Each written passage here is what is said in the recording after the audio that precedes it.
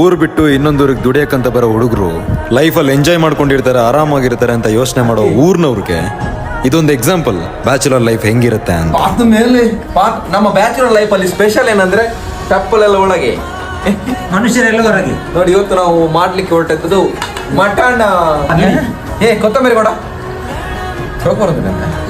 ಈರ್ನ ಬಂಜಿ 6 ಪ್ಯಾಕ್ ಐನ್ ಜಾಸ್ತಿ. ಕೊತ್ತಂಬರಿ ಸೊಪ್ಪಲ್ಲ ಮಾರ, ಕೊತ್ತಂಬರಿ ಇದು ಬ್ಯಾಚುಲರ್ ಲೈಫ್ ಅಂದ್ರೆ ಈ ರೂಮ್ ಯಾಕೆ ಓನರ್ಗಳು ಬ್ಯಾಚುಲರ್ಗೆ ಕೊಡೋದಿಲ್ಲ ಅಂದ್ರೆ ಇದಕ್ಕೆ.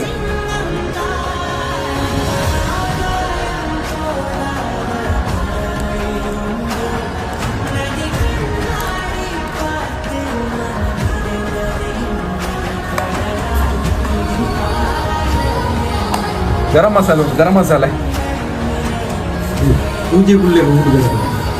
ಮತ್ತೆ ಎಲ್ಲ ಮಸಾಲೆ ರೆಡಿ ಮಾಡ್ತಿರ್ಬೇಕು ತಿನ್ನ. ಓ ಸೋಂಪು ಎಲ್ಲ ಇದರಲ್ಲಿ ಇತ್ತು ನೋಡು.